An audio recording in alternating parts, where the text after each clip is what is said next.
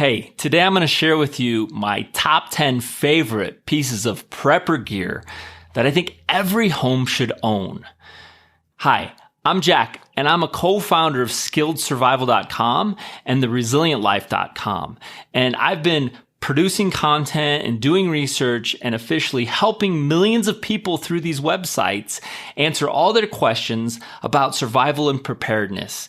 And I get a lot of questions about the best pieces of prepper gear or making sure nobody missed a piece of prepper gear, that they want to make sure that they have everything. So if you fall into this camp, if you're new to this, or even if you've been doing this for a while, I think you're going to find some things on this list here that either surprise you or some information about each piece that might help you make wiser choices when you finally decide to buy them. Now, before we get started, I do want to make a difference between supplies and gear, okay? So supplies to me are things that you would consume in an emergency. For instance, water and food are perfect examples of what I call prepper supplies, okay? And you're going to need a lot of those. When I say prepper gear, I'm talking about the items and tools that help you do that right. So even though something like food won't be on this list, just know that's very important, and I'm not leaving that out because I'm talking about gear today, okay? So let's get started. So the first piece of prepper gear I want to talk about today is water containers, okay? Now there's tons of water containers out there, and so you're gonna have to do some research on figuring out what's right for you. There's large tanks, there's 5 gallons, there's these small camping collapsibles, even a pallet of water bottles that you'd buy at like Costco or something can work. It's not ideal in my opinion, but if you're looking to have water for the long term, I think you need a really solid water storage container. Now, we'll put in the description below a bunch of information about water storage. We have lots of posts about it that you can do your research. But if you want to know exactly what I bought, this is Legacy's premium water storage containers. They're 5 gallons. They have a spigot. And when you buy a bunch of these, they come with a water a treatment kit. So it's really easy. You basically follow the instructions on the water treatment kit. You fill these guys up, you put them in your basement, and you don't have to think about it for many, many years, okay? So this is how you get a lot of water storage.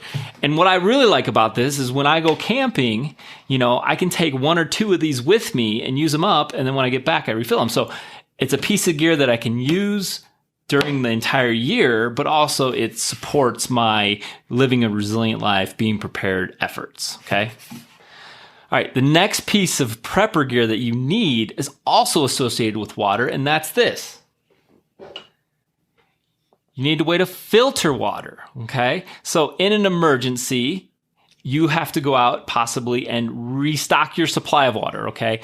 Like the idea is you have a lot of water, okay? But when the water taps are shut off, or there's no new water coming in through the pipes of your home, or maybe your well runs dry or what have you, you're going to have to go out and source new water, whether that's through a rainwater collection system or going to fill up your jugs and buckets from the local pond. But either way, you want to make sure you're filtering that water in some way, shape, or form before you consume that water, okay? And this little guy, this Sawyer Mini, can filter 100,000 gallons of water that this little filter can filter. So if you get 2 or 3 of these, you're good to go. And what you can do is you can set this up so that the water sits on top and it just drips through. So it's like a passive gravity filter. Okay, so this is a very cool setup. These are easy to get. LifeStraw is another personal water filter, and Big Berkey and Alexa Pro are also just fine. It just depends on what you prefer. The next piece of prepper gear that I think everyone should own is some way to cook your food without using natural gas or electricity or your traditional methods, okay? You need to make sure that whatever survival food you have, whether it's freeze-dried food or DIY, canned food or whatever, you got to heat it up, you got to warm it up, you got to cook it, okay? So this rocket stove allows for that easily, okay? Another option is a sun oven, okay? That's more of an oven that uses the power of the sun. If you live somewhere there's a lot of sun, that's something you should consider as well. But the rocket stove works for everyone, and what I like about it is you put your pot of water up here, and you stick your wood in here, and it's one of the most efficient ways to use firewood. So if you use a backyard fire pit, you're going to consume a ton of firewood in order to cook a meal. And it's going to be lots of smoke, and it's going to smell, and it's just going to be, everybody's going to know you're cooking food in your backyard. And, in difficult times, in an emergency, that may not be what you want. Okay. With this, it burns very efficiently and hot, and you're not using much firewood.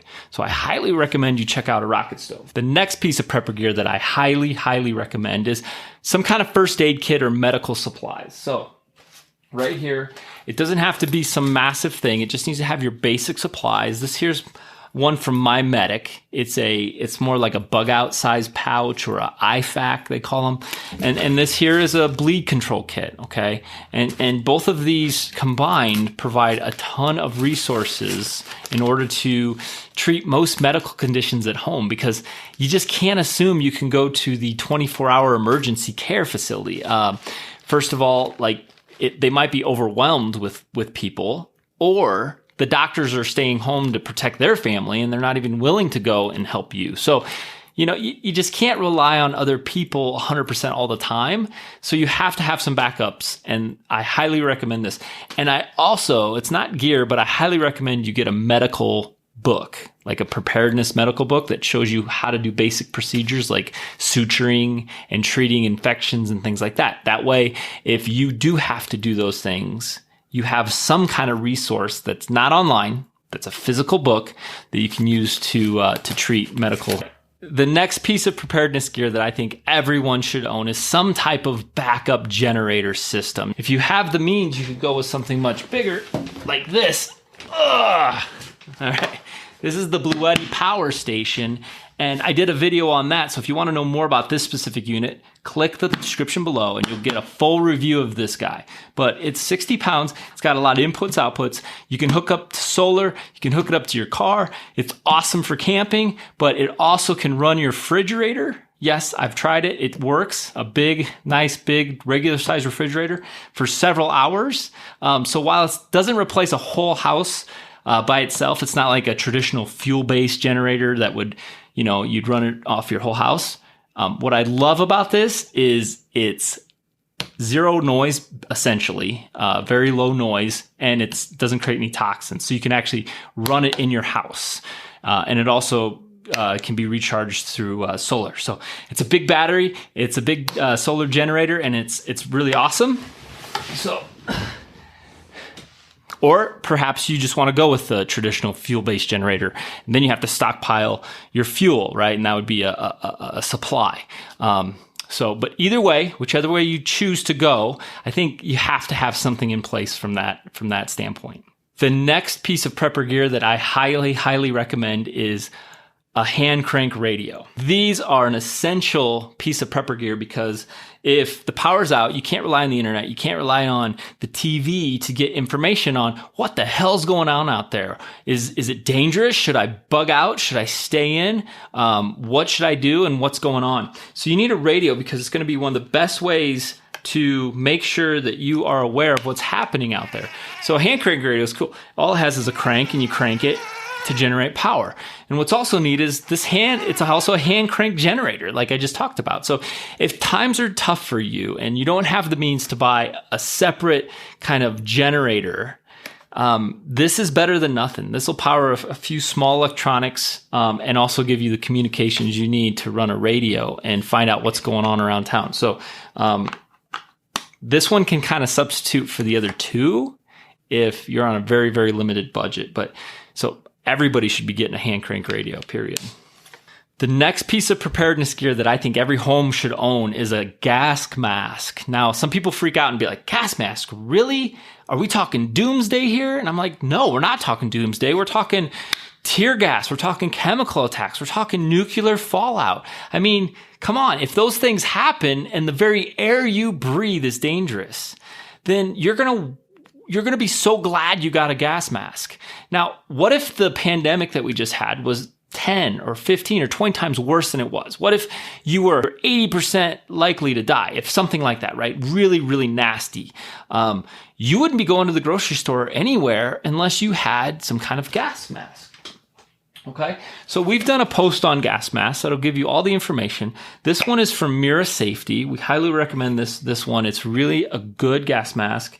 You truly, truly need a gas mask. Every home should have at least one gas mask. And if you can afford more, I think every family member should own at least one gas mask.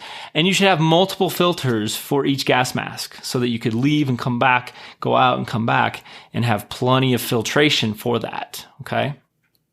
The next piece of preparedness gear that I think everybody should own is a whole slew of knives and multi-tools and things of that nature. So I have lots. This one here is a fixed blade knife. Okay. It's full tang fixed blade knife. This is great because it's not going to break. There's nothing I can do to this to break it. I could do what's called batoning, where you take this on a piece of wood and then you hit it and it splits the piece of wood. And that can be done no problem with this knife. This knife is tough as nails. Okay. And then I also have here a folder, and this is nice. This is a pocket knife that flips. Now, if I tried to baton with this, it'd probably break the spring mechanism in here. It's not really made for that type of, but it's great for carrying around for like everyday carry. So of course you need knives.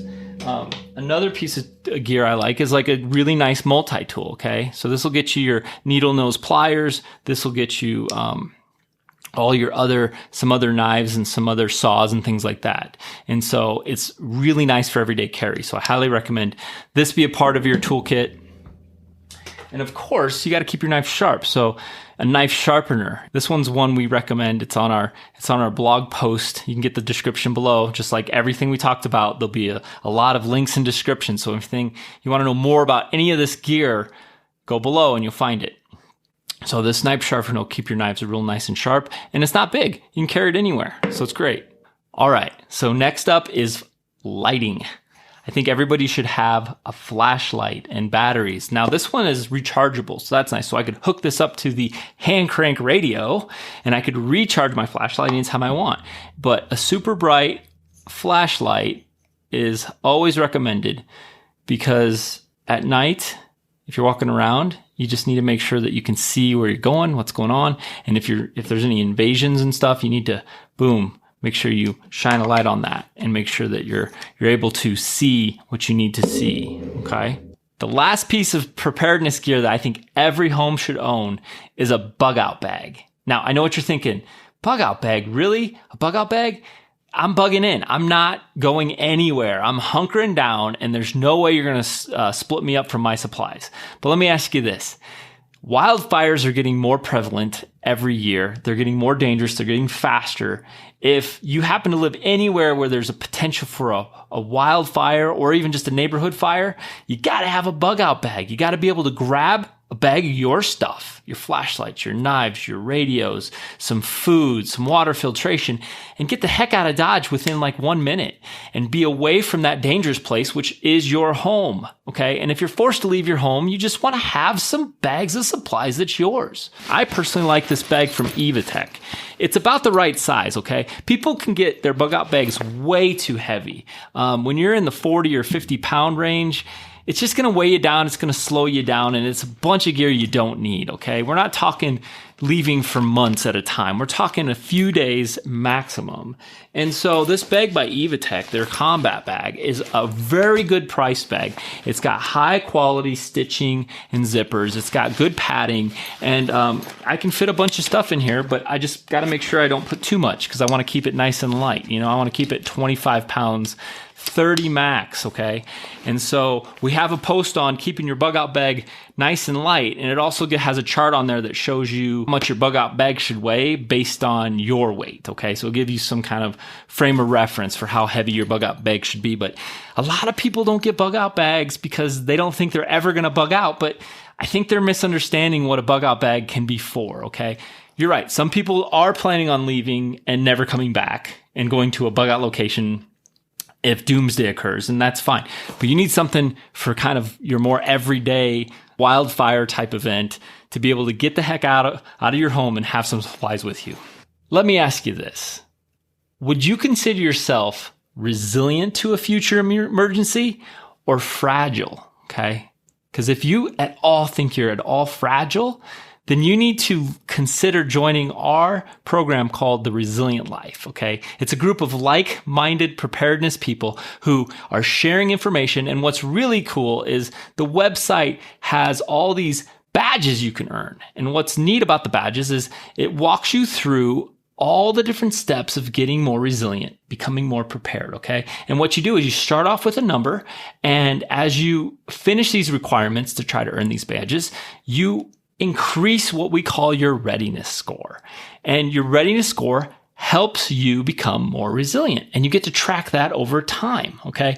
And we also have people sharing a ton of information from their Facebook group that we've tied to this. Now, if you don't like Facebook, that's fine. You don't have to do that part of it, okay? But if you do, there's a treasure trove of information out there being provided within this group. So if you're interested in this kind of idea of this sharing of knowledge and helping each other out and helping motivate you to become more prepared, go to the description below and find the link that says The Resilient Life, okay? And take a look. I think you're going to like what you see on the inside. So until next time, thanks for watching and stay safe.